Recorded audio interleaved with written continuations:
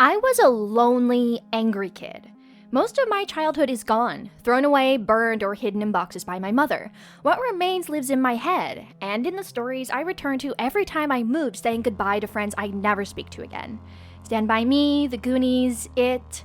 Now, I'm not an 80s kid. I was born in the 90s, but there's just something about kids who find each other in the darkest of circumstances and make the hard choices even adults aren't capable of. Stories where belief is the most powerful weapon. Stranger Things was that once, but season 5 is hard to sit with.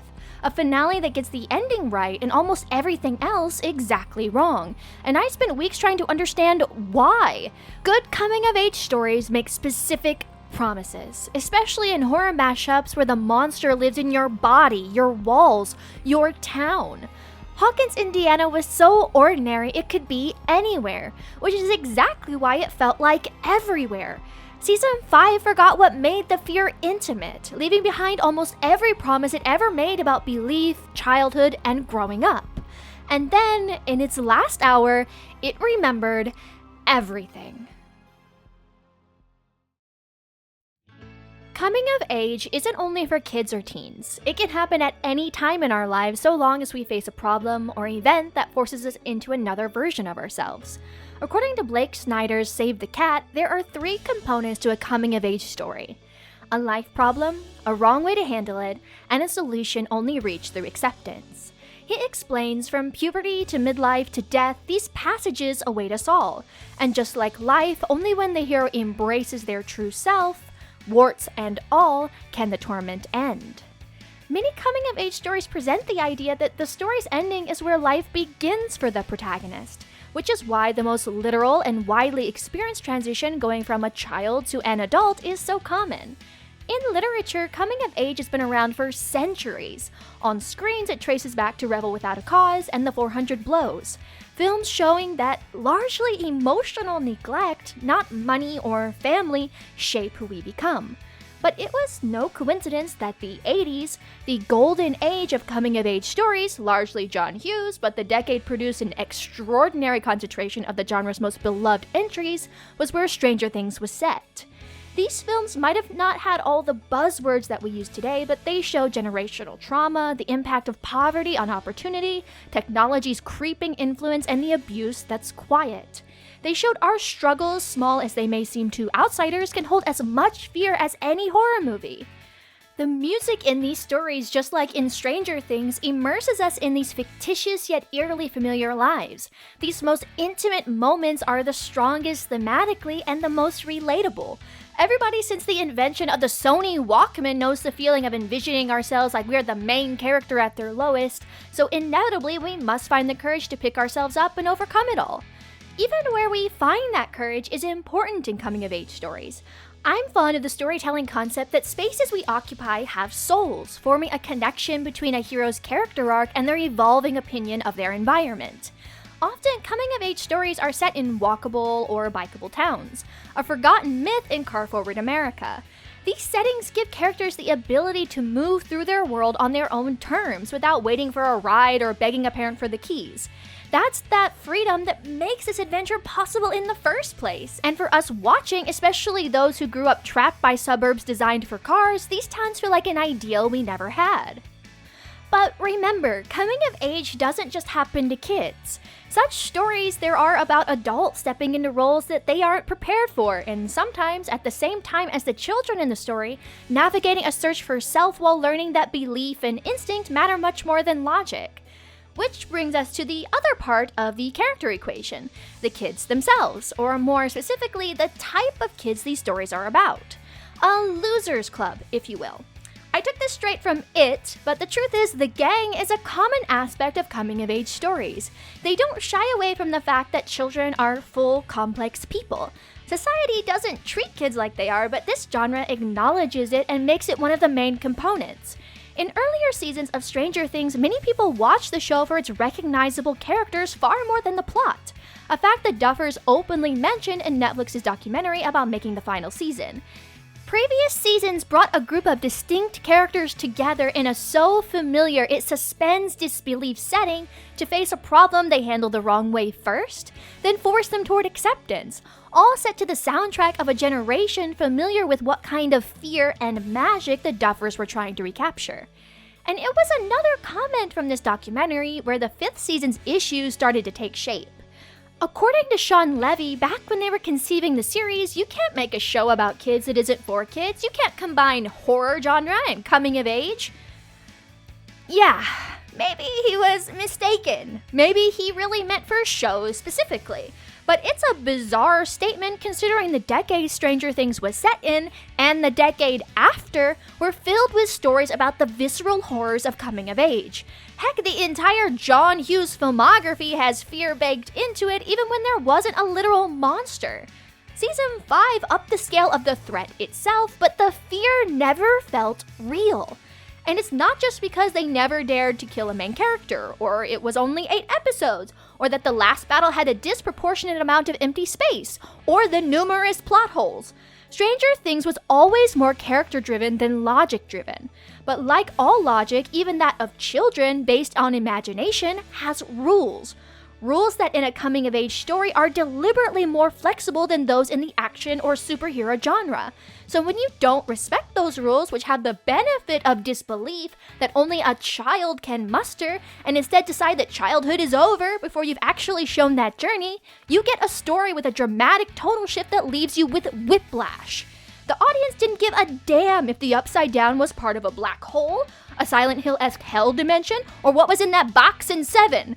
We don't care if the final battle looks easy. We don't even care about the plot holes or the cringe. Heck, embrace the cringe. They're teenagers. They're young as hell. But we want to see what we expect from coming-of-age stories. Characters taking chances in their own unique ways, being wrong, suffering deeply, and coming out of it changed. Just as we have changed in the decade we have been watching this show. We want to feel the fear of growing up one last time, to believe in the impossible, because even the most impossible of monsters are based in reality. Horror and coming of age were meant for each other. For one, scary movies are widely believed to be enjoyable because, unlike other adrenaline-inducing activities, you are not in any real danger. And for many, the concept of a growing, changing body is itself pulsing with hormones and horrifying. Not to mention, when you mash these genres together, it allows us to face our childhood traumas and fears in an environment where our once huge problems, seen from the outside in, feel less scary. Stephen King writes in Dense Macabre that the answer seems to be that we make up horrors to help us cope with the real ones. With the endless inventiveness of humankind, we grasp the very elements which are so divisive and destructive and try to turn them into tools to dismantle themselves. And that's exactly why the best coming-of-age horror gives shape to fears that otherwise have none. Essayist Elaine Scarry explains that pain has no reality because it has not yet manifested itself on the visible surface of the earth. But when pain is transformed into an objectified state, it begins to externalize, objectify, and make shareable what is originally an interior and unshareable experience. In Season 1, Will Byers, a shy, awkward child of a poor single mother going missing, is a story we've heard before. One so real to those of us familiar with the missing faces of children on milk cartons. The Demogorgon is the externalization of the fear that Will isn't simply gone, he's dead and it won't stop with him. Powerlessness is the fundamental basis of fear, and powerlessness is not an enemy easily conquered. The number of characters who come to know the truth surrounding Will's disappearance increases as the season carries on, but all are painfully dismissed. The horror and the coming-of-age story together is that the monster is real, but the bigger problem is that no one believes you. That's why Season 1 was terrifying in a way that felt personal. Children sense intuitively when there's a profound question on the table, and to them, answers are black and white. This is why kids are a great lens for horror. They can see through a kinder eye, but they can't drive away. They can't call for help because adults won't believe them. And that same imagination that helps them understand the monster also makes them vulnerable. The stakes in earlier seasons don't hinge on the world's collapse, but on the destruction of all the children hold dear. And in that way, their entire world is already threatened. Even the government in Season 1 is sinister in its neglect of Eleven's emotional, human needs, then to the families of the main party, and lastly on a scale befitting the role of its threat in Season 5. None of us will thankfully meet a Demogorgon, but we can empathize with the concept of something threatening the balance of our lives. That threat, though it may be more grounded in a bully, a rude teacher, or a neglectful family, is itself a source of monstrosity. As philosopher Noel Carroll writes, horror appears to be one of those genres in which the emotive responses of the audience ideally run parallel to the emotions of the characters. We feel what the kids feel, what Joyce feels, the turmoil of a town where people go missing and no one explains why. In early Stranger Things, they toyed with this darker world, like the kids in Stand By Me, who all have something going on in their lives that today we'd be calling the police over. As Chris says, kids lose everything unless there's someone to look out for them. And for the length of the movie, a trek to find a dead body and be praised on the news, this gang is the only thing holding these boys together. And they never feel completely safe, even though this isn't horror. Stand By Me's threat is human and social. Ace Merrill and his gang, and the threat of becoming your family's worst qualities. With horror, as Scary explained, these sources of pain don't feel real to observers until they're given a shape that can be fought. It does exactly this. Pennywise is terrifying, but it's his earlier incarnations, the monsters personally connected with the characters, who inflict the most fear. In fact, once Pennywise is revealed as the monster's preferred form, he becomes known, and the Losers Club can coordinate how to defeat him. Because in general, Stephen King doesn't write about monsters, he writes about fear.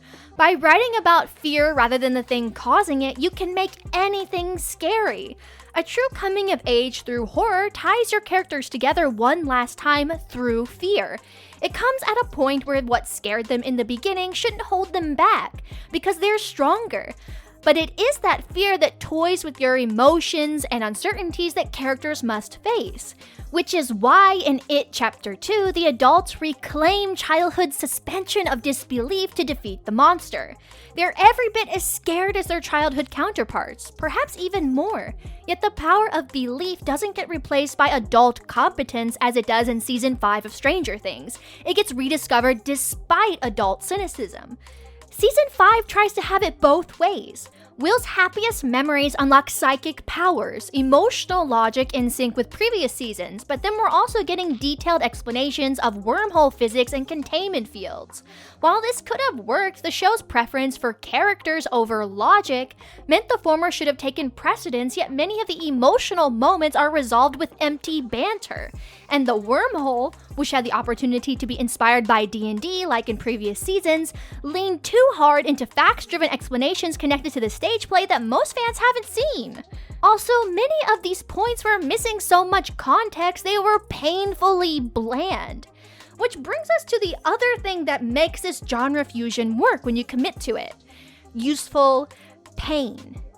People move away. People die. This is a part of life, and for many, it's the moment we realize we are no longer children. If Stranger Things is about the characters, you have to make them suffer. Otherwise, we don't feel anything.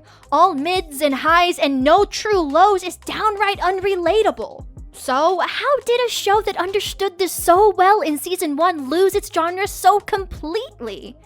Well, scale, for one.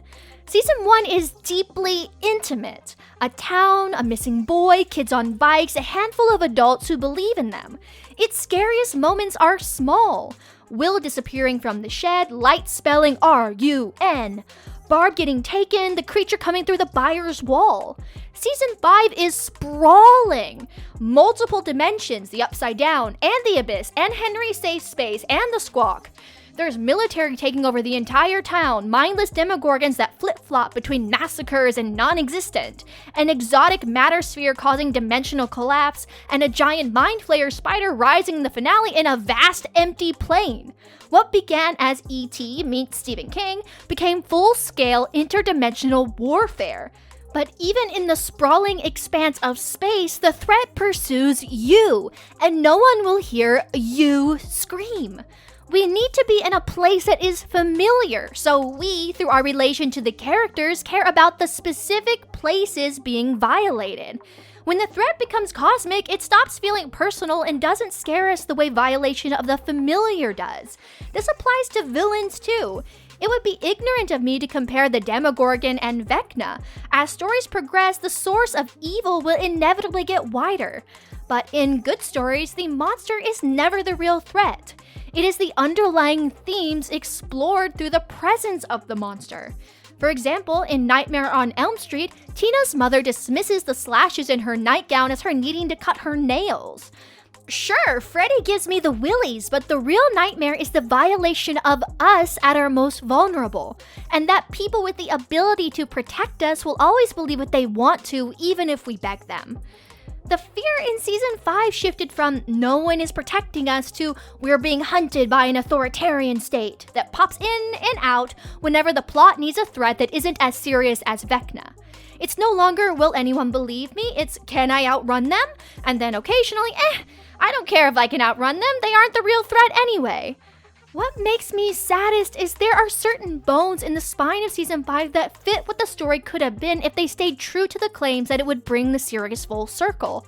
Vecna targeting Holly was terrifying in a Season 1 way, and pushes it further by having her believe the person who kidnapped her is the only one who understands her.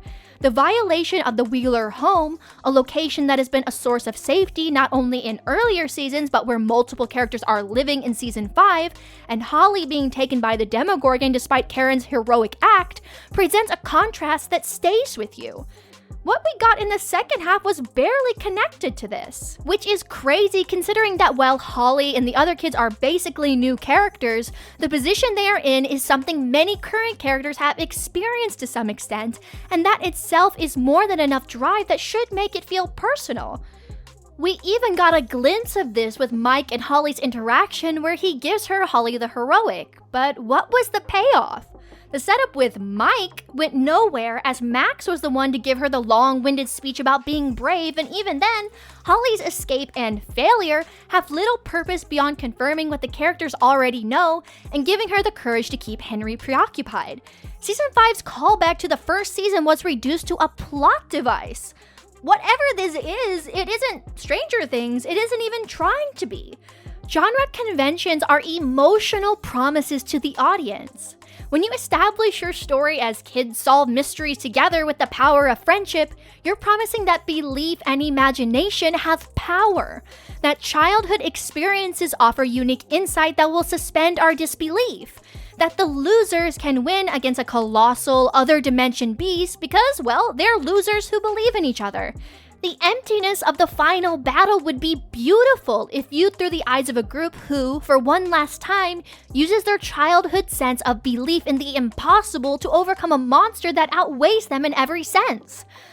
Unfortunately, any semblances of fear are an afterthought exploited to make the audience feel something, rather than providing personal arc resolutions to characters because, as the Duffers said themselves in the documentary, real death would be too depressing. Yet their handling of the plot with kid gloves caused Season 5's plot to undergo a genre shift so drastic the story became unrecognizable. What started as a coming-of-age story with elements of horror and a sprinkle of soft sci-fi became a neutered alien transported into a Marvel movie walking around in a Goonies skin suit. And somewhere along the way, it lost its most interesting character with the power to both comfort and induce blood-curdling fear. Hawkins itself. Nostalgia is weird. It makes you happy and sad at the same time. As the French essayist Michel de Montaigne reflected, to be able to enjoy your former life again is to live twice. And the older we get, the more we realize life is made up of episodes and stages. We view our past like a story to reread, feeling without articulating how prominent the location of these memories plays in their power. Often, coming-of-age stories are set in places that, even if the main characters hate them, the audience feels they would have loved to grow up there. Not because it's an ideal, picture-perfect town, but it's a place, proven through narratives, where losers can be heroes and the darkness can be overcome. Hawkins was such a place, and like any great character, it had an arc. One Season 5 abandoned before it could be completed. After the events of Season 4's finale, the town is quarantined off, an event that should produce the ultimate playing ground for intimate fear. Like the train tracks in Stand By Me, the town became a liminal space mirroring the more general reaction of those trapped in suburbia's monotony, where nothing bad ever happens, but nothing good either. In previous seasons, Hawkins felt lived in. When monsters crept closer, everyone reacted to the events even if they didn't understand what was behind them. As a setting, it behaved the way the real world does, functioning as an unpredictable social organism throwing its own obstacles into the story. We could easily imagine how Hawkins might react in Season 5. Its violation was set up in the first discovery of the Upside Down, and ripped from the 80s movies that inspired the series. Such towns in these stories have a name, Spielburbia. First used disparagingly by Tony Williams in his book Hearths of Darkness, it was the name for the American suburbs as envisioned by Steven Spielberg, where the everyday lives of normal people are interrupted by extraordinary events. Williams saw Spielburbia's popularity as a reflection of an infantile mindset, shared by those who experience less than perfect childhoods and worse, the crushing weight of adventureless adulthood. Now, he isn't wrong that Spielburbia's popularity is directly related to having a crappy childhood and wishing for a do-over with a happy ending. But Williams sounds quite bitter and dismissive, exactly the type of person in these stories who prevents the protagonist from being believed. His book takes a stance blaming horror media for corrupting an otherwise ideal family unit. Although this neglects that long before violence existed on screen, it appeared on battlefields, stages, street corners, and in our homes. In the 80s, horror was doing something new, playing with the idea that something isn't quite right at home. Films like Poltergeist, long incorrectly speculated to be shadow-directed by Spielberg, twisted the suburbs that was supposed to protect you from the dangers of the city. It turned ordinary objects into bridges between modern comfort and the supernatural. The story also took time to set up the normalcy of the setting and brought the fear home. This is a film where the coming of age applies to both the children and the parents, having them realize nowhere is actually safe, but that the people you love become your safe space instead. Season 1 of Stranger Things used this concept really well, as Will's disappearance is essentially an upset in the otherwise quiet town of Hawkins, Indiana. We're kept close to our characters and their places of comfort, which are invaded by antagonistic forces. In every subsequent season, we saw the locations in Hawkins grow wider, and in Season 4, we even moved to beyond California and Russia, but Hawkins and its citizens ready to go to war over what they believe is a satanic cult murdering people is prominent. By Season 5, no one seems to care that they're cut off from the outside world. Of all the characters, Dustin feels like the only exception. He's committed to wearing his Hellfire shirt. He visits Eddie's grave with its graffiti. He's getting beaten up far worse than anything anyone sustained during the season's actual supernatural threat by high school bullies. And this connects directly to the plot. His grief causes him to incorrectly assume they have to destroy whatever they find in Hawkins' lab, a mistake that could only happen in the upside-down version of Hawkins, rooted in the characters and their specific history with that place.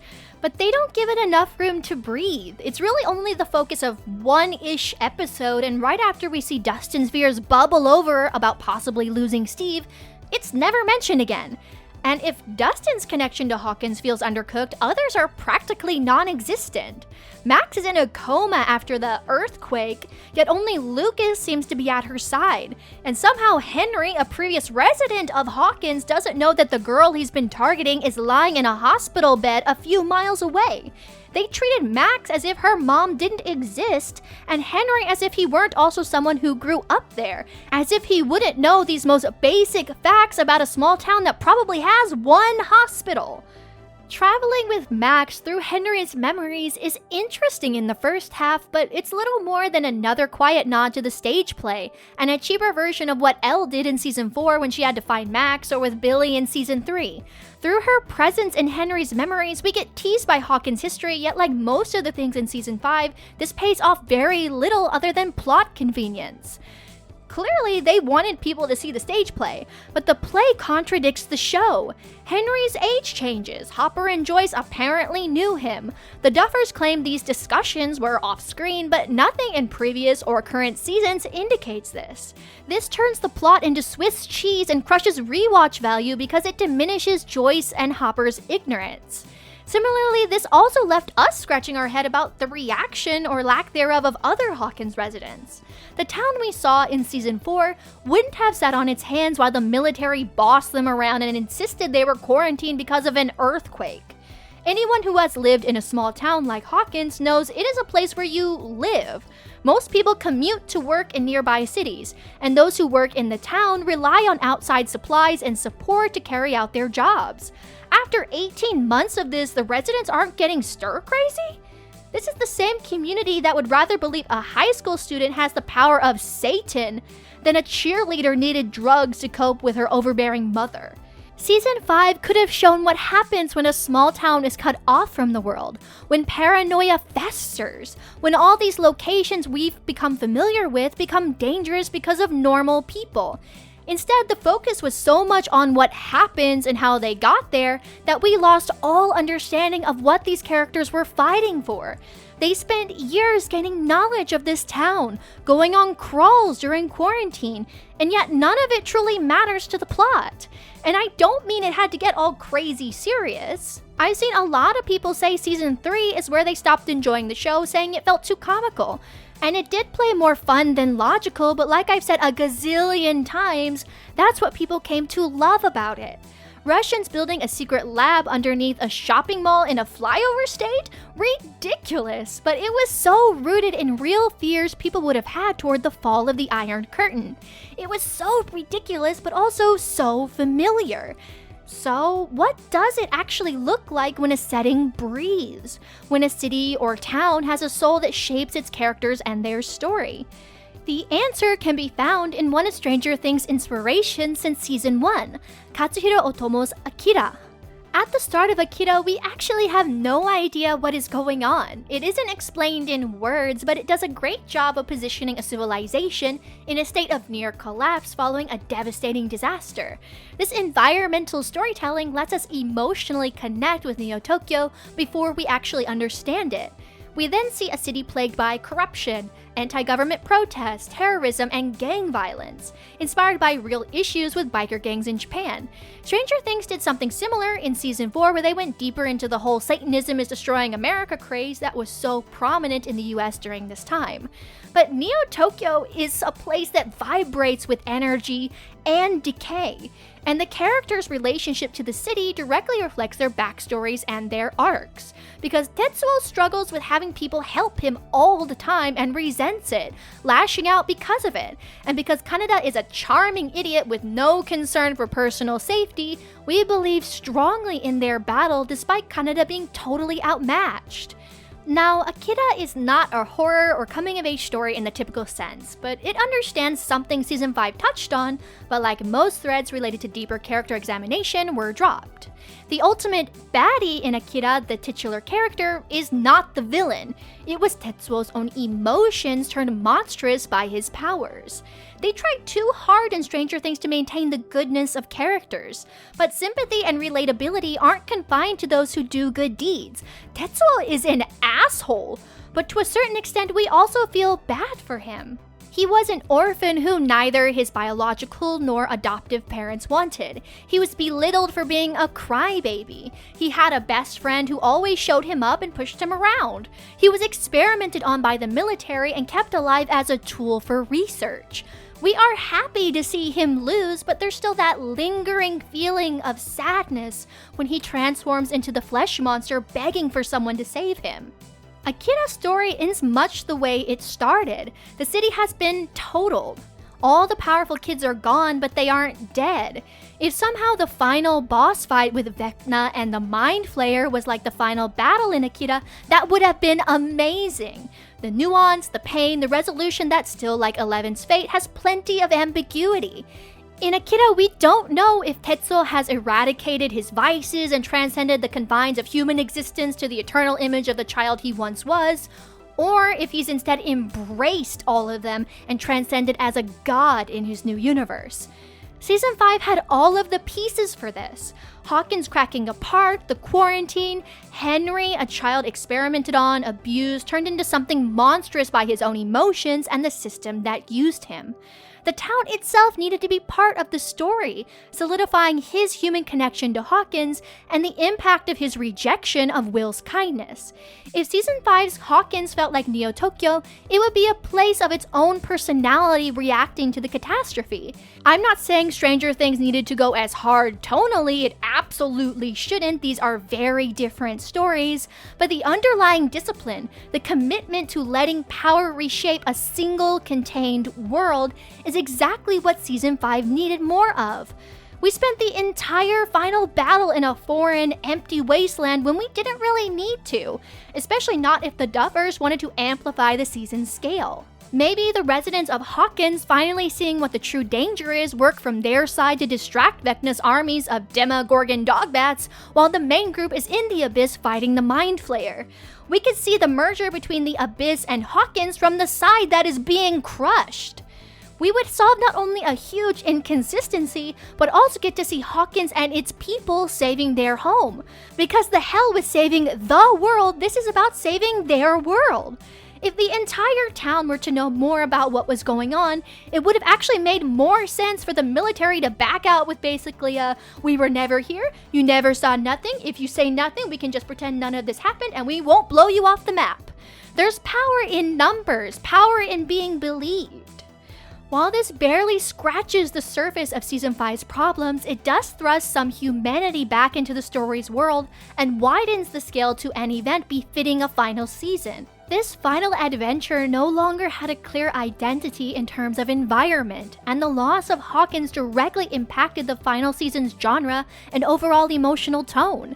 Coming of age working with horror, as it did in previous seasons, rooted fears and growth in specific, knowable spaces, whereas the final lost the ground on which all of its emotional stakes were built. You can't tell a coming-of-age story when you've erased the place the characters are coming of age in.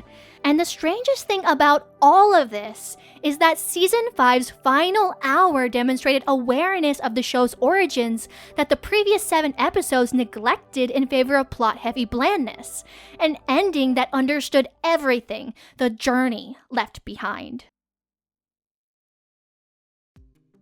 There are many ways to end a coming-of-age story, but they all revolve around one question. Will the characters keep what they have, or will they be forced to let go? We can see examples of this by looking at The Goonies and Stand By Me. Mikey's catchphrase, "Goonies never say die," positions him early on as the type of protagonist who will not give up. His motivation to save his home and keep his childhood just a little longer sends them on a perilous adventure, but the ending recaptures a sense of childlike wonder even for the adults. And while the gang doesn't end up with all the treasure, they get enough to keep the gang together for a little while longer. Stand By Me takes the approach of letting go. Much like Mikey, Gordy and his friends set off on their adventure feeling their town was the whole world. Yet when they returned 2 days later, the town felt different, smaller. And despite what they had endured together, Teddy and Vern eventually became just another face in the hall. Sometimes friends come in and out of your life like busboys in a restaurant, adult Gordy reflects. I never had any friends later on like the ones I did when I was 12. Jesus, does anyone? Both famous words spoken by these protagonists are valid ways we view our childhood, depending on which stage of life we're in. As a child, you feel invincible. These people are your whole world, and you can't imagine life without them.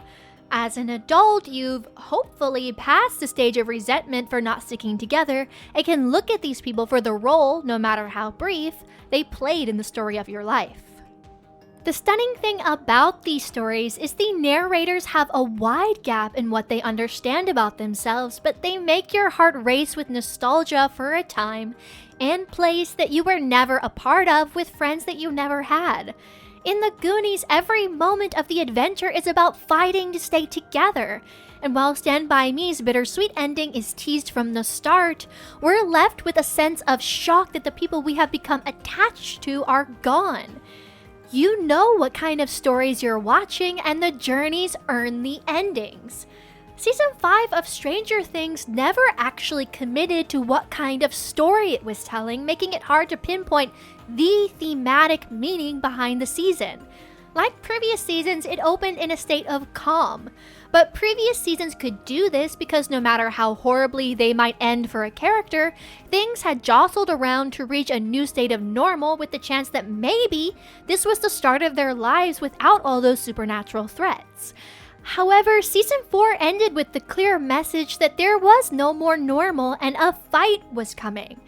Unlike the Goonies, Season 5 never established the stakes of what staying together would mean beyond the caveman reaction of, "World end bad, me no like, me cut off Vecna head with X." The ending attempted a Stand By Me bittersweet approach, showing where the characters are going and that while they will be forever connected, they will slowly grow apart. Great in theory, but while the plot didn't kill the characters, it did murder any sense of their individuality that made us care about them. One of the worst parts of Season 5's journey is that many characters feel interchangeable, and their participation in the plot only seems to differ based on where the character is physically at the time.